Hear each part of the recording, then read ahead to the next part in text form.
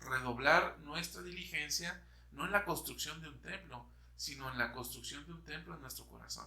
¿Cuánto estamos trabajando en la genealogía? Ahí va a quedar registrado. Sí. Por cuánto me he preocupado de mis antepasados. He llevado sus ordenanzas. Este es el mismo libro y el mismo formato que utilizan para darle la genealogía a las personas famosas. Sí, y él lo mencionó, dijo, y esto lo hicimos también para que los miembros lo tengan. Es carne dura, como se dice, ¿no? es una práctica extraña que requiere una comprensión espiritual interesante o importante. Uno estaba conectando doctrinalmente la práctica del bautismo con los muertos, por los muertos, con la visita de Elías el profeta en el templo de Kirtland. Muy sanador porque conoces de dónde vienes, qué sucedió en tu familia y en las historias que ellos tuvieron, ¿no?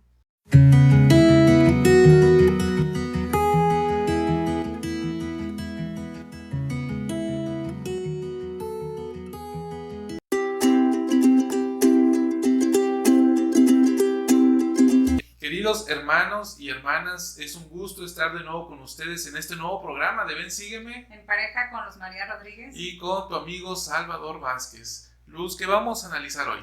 Esta es la sección de la 125 a la 128, Salvador, y se llama Una voz de alegría tanto para los vivos y los muertos. ¿Te encanta esta expresión? Sí, ¿no? Me gustó mucho. ¿Por qué? Por este mismo título que le llaman Una voz de alegría. Y creo que es como así lo dice el profeta, tanto, bueno, ha sido para los vivos y los muertos, y creo que es algo que vamos a aprender el día de hoy, ¿no? Y Luz, será una voz de alegría en la medida en que lo cumplamos, ¿eh?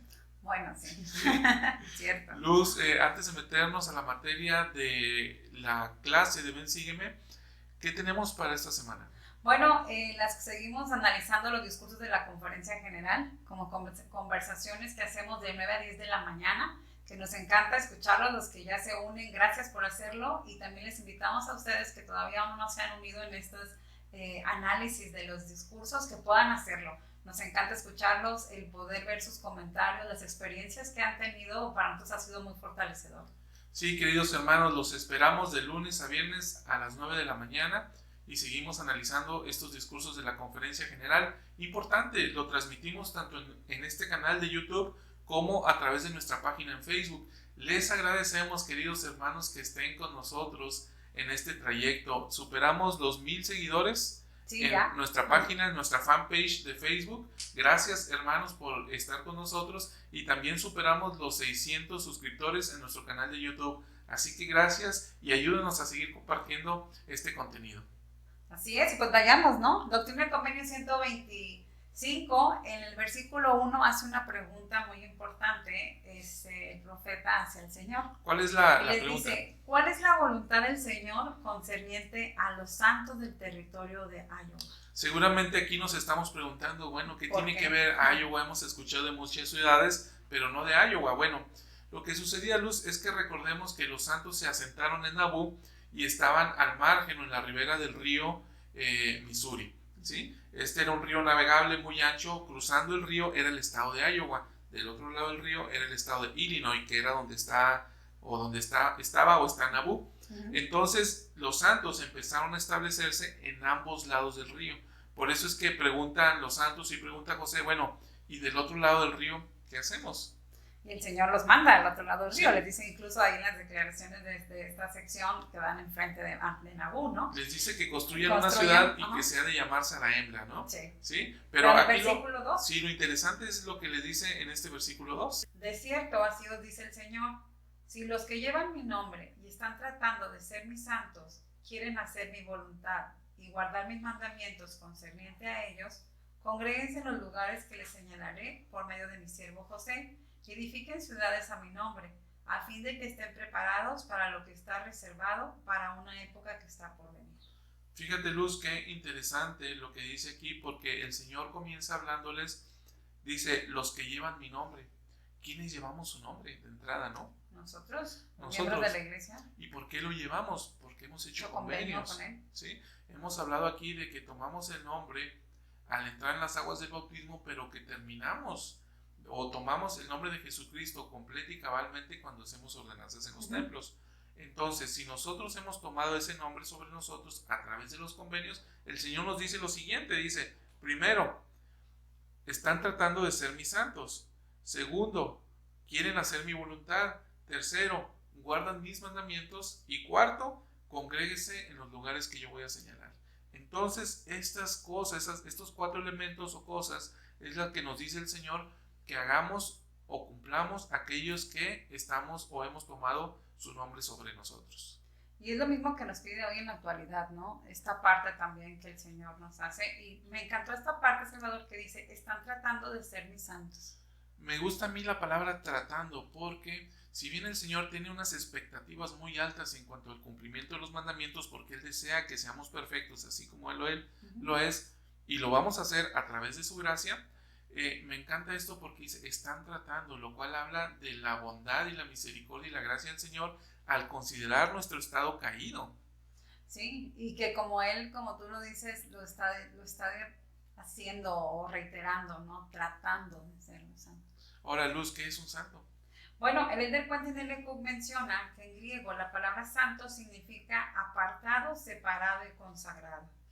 Si vamos a ser santos en nuestros días, debemos alejarnos de la conducta malvada y de los fines destructivos que imperan en el mundo. Entonces, esto es lo que significa ser santo, es alguien que se separa y se consagra. ¿Y cómo llegamos a hacerlo? Bueno, entonces tendríamos que hacer ciertos requisitos o cosas que el Quentin de Lecoq también menciona. ¿Qué significa ser santo? En la Iglesia del Señor, los miembros son santos de los últimos días y tratan de emular al Salvador, de seguir sus enseñanzas y recibir las ordenanzas salvadoras, con el fin de llegar a vivir en el reino celestial con Dios, el Padre y nuestro Salvador, Jesucristo. Entonces, Luz, de acuerdo con esto que hemos leído, pues somos santos porque hemos tomado sobre nosotros el nombre de Cristo. Estamos tratando y procurando de ser y de cumplir sus mandamientos. Y sobre todo, Luz, muy importante, hemos entrado en la senda de los convenios y emulamos y estamos tratando de emular a Jesucristo.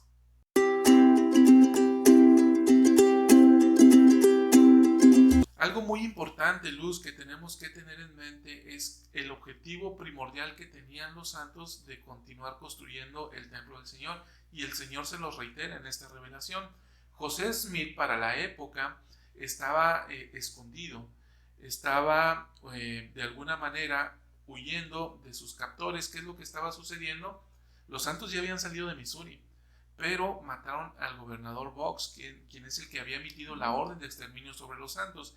Entonces, de alguna manera, culparon a José Smith y a los santos por la muerte del gobernador, y desde Missouri emitieron una orden de arresto. Inclusive personas o policías, por decirlo de alguna manera, de Missouri fueron a buscar a José a otro estado. Incluso lo capturaron, nada más que los santos alcanzaron a liberarlo alguna vez. Bueno, el punto aquí es que José estaba escondido. Manda estas epístolas que es la sección 127 y la 128. Y en esta epístola el Señor, a través del profeta, nos hace un recordatorio. ¿Me ibas a leer el versículo 4? Versículo 4 le menciona: además, de cierto así dice el Señor, continúese sin cesar la obra de mi templo, así como todas las obras que os he señalado, y redóblese vuestra diligencia, perseverancia, paciencia y obras, y de ningún modo perderéis vuestro galardón, dice el Señor de las huestes. Y si os persiguen, así persiguieron a los profetas y a los hombres justos que fueron antes de vosotros. Para todo esto hay una recompensa en los cielos. Entonces, Luz, aquí vemos de una manera muy clara cuál es el mandato del Señor. Sí, que continúe sin cesar la obra del templo, aún ante lo que estaban viviendo, Salvador. Así es. Y entonces Él dice a estas palabras: redóblense vuestra diligencia. Entonces, hermanos, hoy en día es tan importante esto, teniendo la visión que está teniendo el profeta, redoblar nuestra diligencia, no en la construcción de un templo, sino en la construcción de un templo en nuestro corazón. Dijo el profeta, ¿no? Es más fácil construir un templo que construir un pueblo preparado para recibir los templos.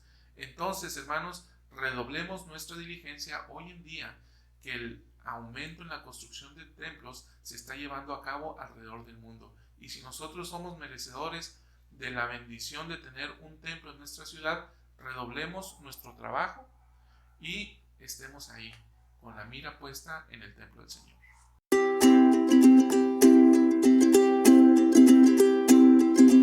En estas revelaciones que hoy tenemos en las secciones 127 y 128 de Doctrina y Convenios, dijimos que son 2 epístolas que escribió José Smith mientras estaba escondido de sus captores. Luz, en este tiempo José tuvo mucho tiempo para meditar. Incluso Wilford Woodruff dijo, está escondido pero no está solo. Y de alguna manera el apóstol Woodruff estaba dando a entender que José había tenido grandes manifestaciones celestiales.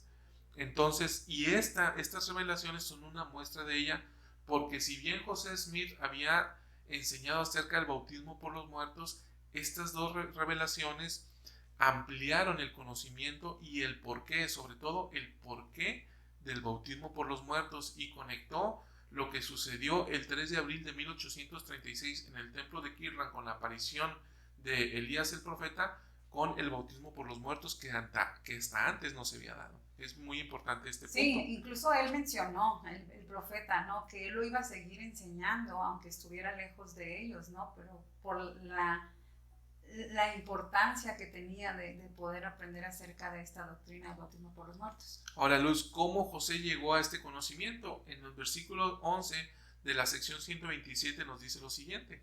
Ahora, el gran e importante secreto de todo asunto y el summum bonum de todo el tema que tenemos por delante consiste en obtener los poderes del santo sacerdocio. Al que se le dan estas llaves, no se le dificulta obtener conocimiento de los hechos relacionados con la salvación de los hijos de los hombres, tanto de los vivos como de los muertos. Ahora, Luz, en el versículo 2 de la sección 128 dice lo siguiente. Os escribió unas palabras de revelación en cuanto a un registrador. He recibido unas pocas impresiones adicionales con referencia a este asunto, las cuales ahora confirmo. Entonces ve, Luz, cómo es que José, estando resguardado, recibió esto. Y él nos dice, ¿cómo? Dice, para aquellos que tengan esto no va a ser difícil. ¿Y cuál es la clave? Dice él, el summum bonum de todo el asunto. Es decir, la parte más importante es, dice él, los poderes del sacerdocio. Exacto, ¿no? El presidente Henry B. nos dijo algo al respecto. Sí, a mí me encantó lo que él compartió y él dice, si son diligentes y obedientes en el sacerdocio, tesoros de conocimiento espiritual se derramarán sobre ustedes. Crecerán en su poder para resistir el mal y proclamar la verdad que conduce a la salvación. Hallarán gozo en la felicidad de aquellos a los que conduzcan hacia la exaltación. Su familia se convertirá en un lugar de aprendizaje. Entonces, Luz, deseamos recibir revelación para nuestras vidas. Nos dijo el presidente Nelson en la conferencia general, busquen la revelación pura. Deseamos recibirlo. ¿Cómo podemos hacerlo? A través de los poderes del sacerdocio. ¿Y cómo se obtienen estos poderes del sacerdocio? Siendo diligentes y obedientes. Lo veíamos la semana pasada, los principios de rectitud que rigen el sacerdocio, la obediencia, ¿no? Sí. Entonces, y me encanta porque todavía dice Salvador, esto te va a dar oportunidad de crecer tu poder y poder resistir ante el mal. Y esto que dice que también que podemos llevar a otras personas a la exaltación por medio del poder sacerdocio, de esta diligencia y obediencia que tengamos hacia el Señor. Y esto permitirá pues que tu familia, dice aquí, sea un lugar de aprendizaje. Exacto. Incluso, entonces, deseamos recibir esta revelación, así como José amplió su comprensión espiritual sobre el bautismo por los muertos y su propósito. Nosotros podemos recibir revelación para nuestras vidas. ¿Cómo?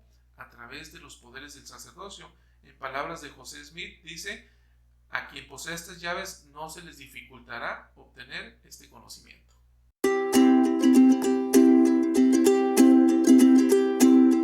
Luz, ya que hemos visto cómo es que José llegó a este conocimiento a través de este ejercicio de meditación y revelación, bueno, ahora vamos a ver qué es lo que recibió a través de esta revelación. Él, dijimos, mandó 2 epístolas, una fechada el 1 de septiembre de 1842 y la otra el 6 de septiembre, una semana después de 1842. Y bueno, en la primera de ellas, que actualmente está en la sección 127 de Doctrina y Convenios, dice lo siguiente en el versículo 5. Y además os declaro unas palabras referentes al bautismo por vuestros muertos. Versículo 6. De cierto, así os dice el Señor concerniente a vuestros muertos. Al bautizarse alguno de vosotros por sus muertos, esté presente un registrador para que sea testigo ocular de vuestros bautismos. Oiga él con sus oídos para que testifique de una verdad, dice el Señor. Fíjate, Luz, qué interesante. O sea, José primero comenzó enseñando esta doctrina del bautismo por los muertos. Que había. Exacto. Y luego los santos empezaron a practicar esta ordenanza en el río Missouri. Luego, José recibe una revelación, sección 124, donde dice, esta ordenanza pertenece a mi casa. Sí. Ve cómo vamos subiendo de nivel, ¿no? Sí. Y luego, ¿qué vino? Un registrador. Un registrador. ¿Sí? Hasta ve cómo el Señor fue revelando línea por línea, precepto por precepto. Ahora dice un registrador, ¿para qué? Para que sea testigo ocular de vuestros bautismos. La primera vez que se hizo un bautismo, ni siquiera José había dicho cómo debía practicarse esta ordenanza. Ajá, esa es la parte, ¿no? que hemos aprendido también, de que ni siquiera lo había mencionado, lo hacen, y después ya vienen con José y les dice, bueno, ¿qué palabras dijeron? ¿Qué fue lo que se hizo en esta ordenanza? Y a él le comentan y él le dice, es correcto. Así es. Entonces Luz ve cómo es que la doctrina sigue siendo la misma, simplemente se va perfeccionando la práctica. Sí, y todavía en la actualidad nosotros hay cosas que se han seguido perfeccionando, ¿no? Y es porque el Señor así lo ha propuesto, lo ha dicho, ¿no? Así es. Y luego, Luz, en la sección 128, es decir, esto lo dice el 1 de septiembre y una semana después, el Señor le añade elementos adicionales. ¿Y cuáles son estos? Vamos a la epístola de 1842. En el versículo 3 dice lo siguiente: ahora, a este respecto, sería muy difícil que un solo registrador estuviera presente en todo momento para atender todos los detalles.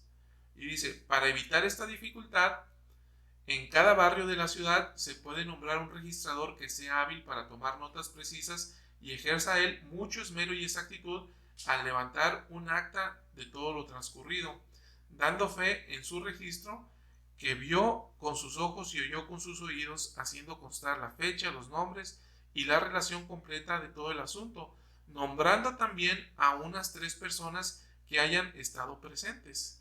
Y luego, Luz, en el versículo 4 ve lo que dice.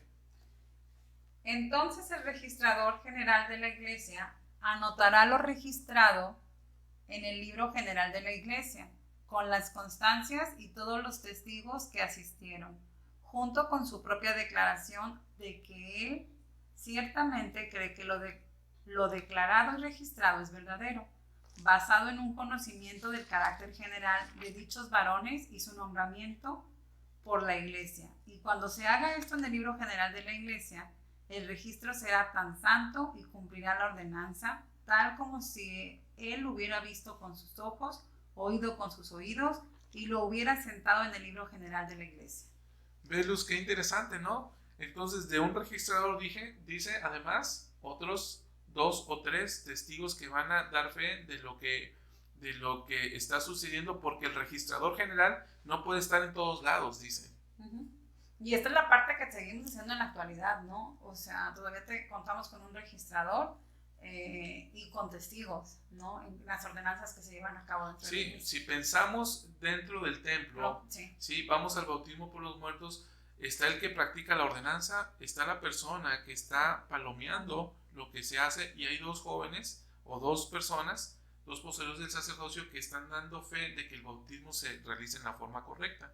Entonces, el que está palomeando los nombres está dando fe de lo que está sucediendo, y eso se lleva a las oficinas del templo para ser registrado. Y aquí, Luz, yo te quiero preguntar, tú has servido como obrera en el templo y has estado en la oficina de registros del templo. Dinos tú cuál ha sido tu experiencia al respecto, porque tú has registrado ordenanzas. Sí, y esta parte que menciona, ¿no? Y como dice aquí, se registra en el libro.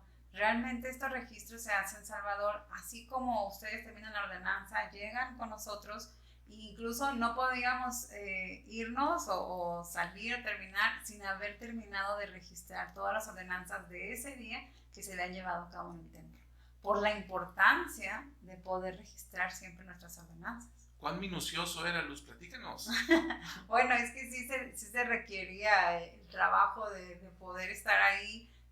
Primero registras, y la verdad es que el sistema de la iglesia, ¿a eso te refieres? Tiene un sistema como muy especializado, donde al momento de hacer la ordenanza te marcas si ya se ha registrado, si no se ha registrado, y después tenemos que ver qué palomear nosotros en físico, y después ya podemos pasárselo al hermano que es encargado de los registros. Bueno, al registrador del templo, ¿no? Entonces, si recuerdas, Luz, se registraba y luego se volvía a checar que estuviera registrado, ¿no?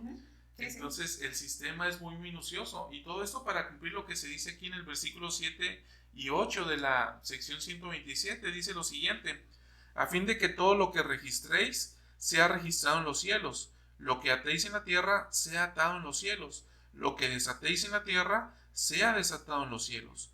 Guárdense en orden todos los registros, para que se depositen en los archivos de mi santo templo, a fin de que se guarden en memoria de generación en generación, dice el Señor de los ejércitos. Entonces, Luz, esto es para cumplir lo que el Señor ha pedido, porque por los libros seremos juzgados los vivos y los muertos. Y aquí vemos la importancia, entonces, hermanos, de que haya un registrador y que haya hermanos que cumplan con los requisitos que el Señor establece para poder ser testigos de estas santas ordenanzas, porque les será requerido que den testimonio o que demos testimonio de ellos en el día en el que el Señor lo indique.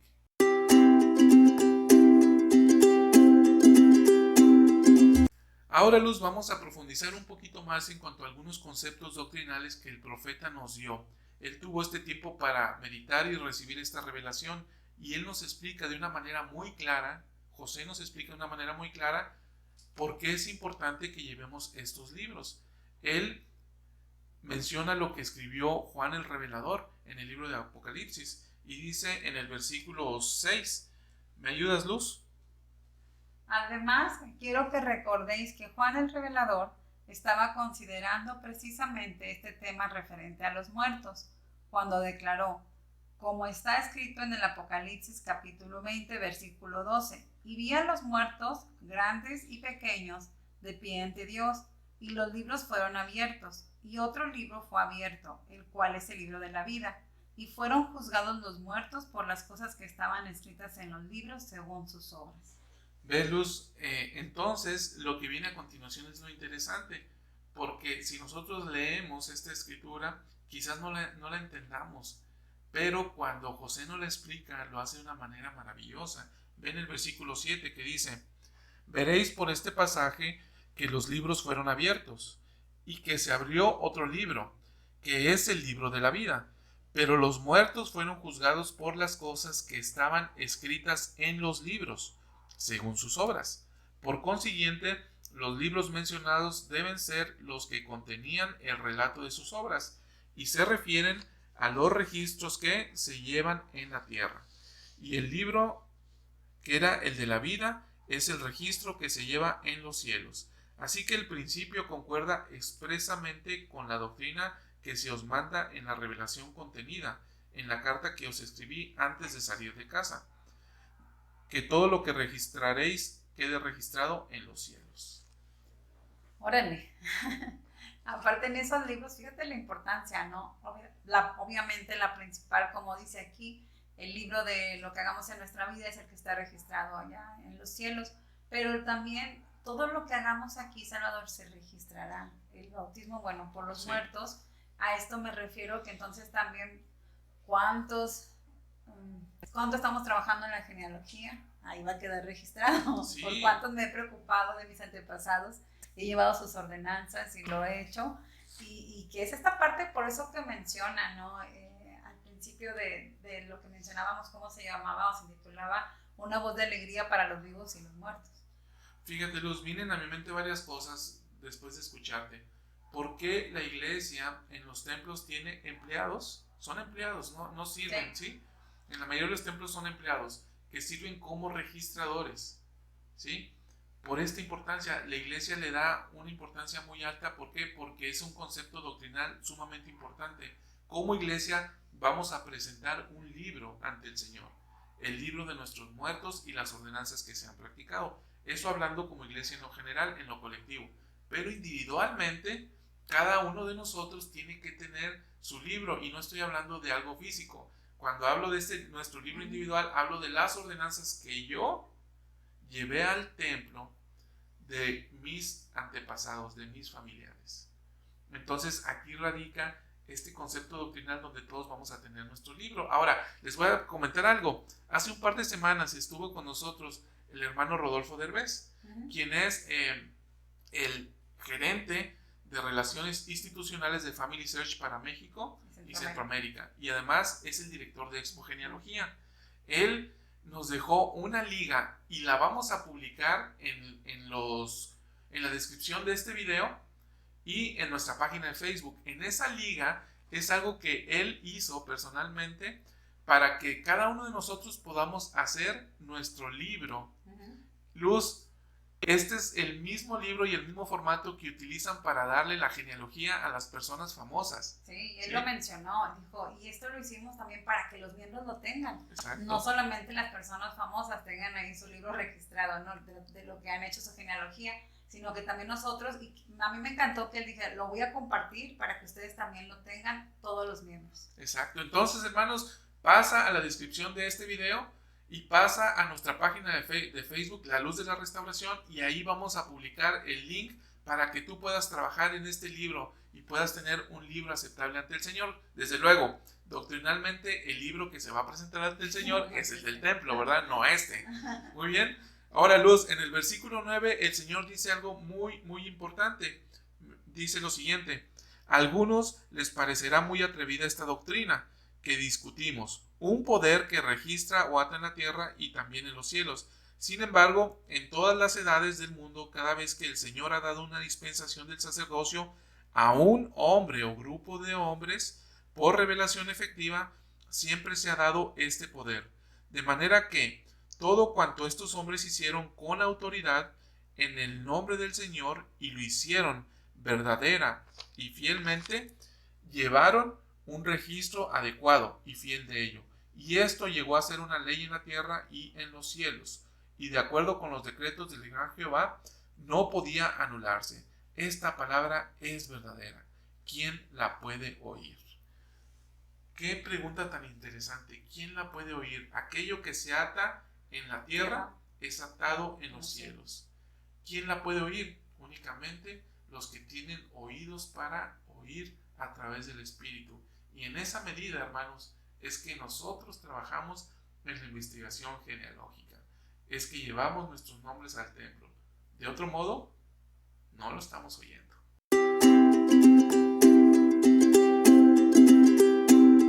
En esta sección 128, todavía el profeta nos sigue enseñando la importancia que tiene de poder nosotros no olvidar o no desatender esta parte de la obra genealógica en nuestra vida, ¿no? De poder llevar los nombres que hemos trabajado al templo y poder llevar a cabo esas ordenanzas. ¿Y por qué la importancia? Bueno, en el versículo 15 nos menciona esto. Salvador, ¿nos puedes leer, por favor? Y ahora, mis muy queridos hermanos y hermanas, permítaseme aseguraros que estos son principios referentes a los muertos y a los vivos, que no se pueden desatender en lo que atañe a nuestra salvación, porque su salvación es necesaria y esencial para la nuestra, como dice Pablo tocante a los padres, que ellos y nosotros no pueden ser perfeccionados, ni tampoco podemos nosotros ser perfeccionados sin nuestros muertos. O sea, todos lo necesitamos, tanto los vivos como los muertos. Sí. Y esta es la parte que muy claro lo dice, ¿no? No podemos desatender porque es nuestra salvación, ¿no? Es lo que atañe. Sí, y este es un concepto es un concepto doctrinal muy importante, Luz. Porque, a ver, dime. No, perdón, es que recordé esta parte, sí, es muy importante, pero también no es tan bien aceptado con personas no miembros de la iglesia, ¿eh? La genealogía sí, porque me he dado cuenta cuando yo lo puedo compartir con amigos que no son miembros, es como, qué interesante, pero después es como, ¿cómo? ¿Por qué van a bautizarse ustedes por alguien que ya se murió? Sí. Desde esta parte es la que no, pero... hay que decirlo, esta es carne dura, como se dice, ¿no? Es una práctica extraña que requiere una comprensión espiritual interesante o importante, un esfuerzo de comprensión espiritual importante. Ahora, Luz, lo que te iba a mencionar hace un momento era que es un concepto doctrinal muy importante porque esto tiene que ver con unir a la familia de Adán. Y lo hemos mencionado aquí, de unir desde el último de los hijos de Dios hasta Adán, de Adán a Jesucristo y de Jesucristo al Padre. Por eso es necesario que unamos a la familia de Dios a través de estas ordenanzas, ¿sí?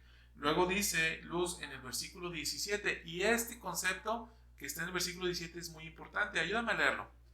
Además, en relación con este pasaje, os citaré las palabras de uno de los profetas que tenía fija su vista en la restauración del sacerdocio, las glorias que se habían de revelar en los posteriores días. Y de una manera especial, en este tema, el más glorioso de todos los que pertenecen al Evangelio sempiterno, a saber, el bautismo por los muertos, porque dice Malaquías en el último capítulo, versículos 5 y 6, he aquí, yo os envío al profeta antes de que venga el día de Jehová, grande y terrible. Él hará volver el corazón de los padres hacia los hijos y el corazón de los hijos hacia los padres, no sea que yo venga y hiera con la tierra con maldición. Luz, ¿qué está haciendo aquí el profeta? Ve, Moroni en 1823 lo visitó y le citó esta escritura. Y luego, en 1836, el 3 de abril, vino Elías el profeta y le habló acerca de esto y restauró estas llaves. Entonces, ¿qué es lo que estaba haciendo el profeta? Por primera vez estaba enseñando algo sumamente valioso. Estaba conectando doctrinalmente la práctica del bautismo con los muertos, por los muertos, con la visita de Elías el profeta en el templo de Kirtland, que dijo que las llaves que entregaba era para sellar los padres a los hijos y los hijos a los padres. Entonces, estas llaves precisamente son y se restauraron con el fin de unir a la familia de Dios. ¿A través de qué? A través de las ordenanzas que atañen a los muertos y que atañen a los vivos. A los muertos porque hemos de presentar libros concernientes a las ordenanzas que estamos llevando en favor de ellos. Entonces Luz ve cómo es que esto se conecta doctrinalmente de una manera muy interesante, y esta es la primera vez que José Smith establece esta conexión doctrinal entre lo que sucedió en 1836 y la práctica del bautismo por los muertos que comenzó en 1840 y que después se dijo que pertenecía únicamente al templo. Así es, y bueno, a mí me encanta también por eso cuando termina con este versículo que dice, no sea que yo venga y hiere la tierra con maldición. Entonces, esta es la parte que dice que antes de que Él venga, ¿sí? Se llevará a cabo esto, ¿no? Devolver el corazón de los padres hacia los hijos y de los hijos a los padres. ¿Qué habría sucedido, Luz, si no se hubieran restaurado estas llaves, si no se hubieran instituido templos? Ay, yo creo que el Señor no podría venir todavía a la tierra. Ay, más allá, Bueno. Porque dice que la tierra sería... bueno, iría con maldición. Sí, sería la tierra maldita. Por eso es que era necesario la restauración de la iglesia con el propósito primordial de establecer templos a fin de preparar, ¿no? La tierra para la venida de Cristo. Exacto, ¿por qué? Porque la tierra necesita santificarse y los templos precisamente cumplen ese propósito y evitan que la tierra sea maldita. ¿Por qué? Porque ahí llevamos a cabo las ordenanzas que unen a la familia de Dios. ¡Qué interesante! No, y más interesante también, Salvador, porque santifica a los santos que van. Entonces, quienes estaban en el templo nos estamos santificando la tierra, nos estamos santificando nosotros y nos preparamos para recibir al Salvador. Exacto. Fíjate qué maravilloso esto que has dicho. Nos preparamos para recibir al Salvador. ¿Dónde? En el templo. ¿A través de qué? De las ordenanzas vicarias, ¿sí? Sí, sí. De ahí la importancia. Por eso es que dice José que no descuidemos esto, porque esto atañe a la salvación tanto de los muertos como de los vivos. Y es que es esto, Salvador, porque fíjate, a veces pensamos, bueno, pero ¿por qué me va a preparar tanto de ir a hacer ordenanzas por mi bisabuelo, tatarabuelo? ¿Eso qué tiene que ver, no? ¿Sí? Bueno, porque para empezar, para poder tú entrar al templo tienes que tener una recomendación. ¿Sí? Entonces tienes que haber sido un santo o un miembro fiel a tus convenios, ¿no? Has sido obediente a los mandamientos del Señor, y esto te está preparando para poder ayudar a un antepasado tuyo. Y entonces al querer ayudarlo, primero tienes que ayudarte a ti mismo, santificarte a ti, y después el poderle ayudarle a él, y tú haber recibido ordenanzas, y ahora sí ya puedes ayudarlo a él a que reciba también ordenanzas. Entonces, si no, no podría llevarse a cabo esto. Entonces, por eso es que sí es muy importante que podamos ver lo que nos beneficiamos, todo el beneficio que podemos tener al llevar a cabo estas ordenanzas en el templo. Y ve, Luz, lo que dice el versículo 18, precisamente atendiendo a lo que estamos diciendo, que dice que es necesario que exista un eslabón conexivo, dice, de alguna clase. Y pregunta el profeta, ¿y cuál es ese asunto? Es el bautismo por los muertos. Entonces es necesario que se establezca ese eslabón conexivo entre nuestras generaciones. Sí, es muy importante, Salvador, y que podamos verlo porque nos estamos perfeccionando con los muertos y los muertos se perfeccionan también en nosotros. No necesitamos ambos. Y creo, Luz, que el elder D.G. Ronan dice algo al respecto. Sí, él menciona acerca que en un discurso que se llama La obra del temple de historia familiar, sellamiento y sanación. Me encantó cómo le llamó esta palabra, ¿no? De sellarnos y podernos también sanar a través de esta historia familiar que podemos hacer y la obra del templo. Él dice, las relaciones familiares pueden formar parte de las experiencias más gratificantes y a la vez más exigentes que tengamos. Muchos de nosotros hemos afrontado algún tipo de fractura en el seno de nuestra familia. La obra del templo y de historia familiar no es solo para los muertos, sino que también bendice a los vivos. La obra del templo y de historia familiar aportó el poder de sanar lo que requería ser sanado.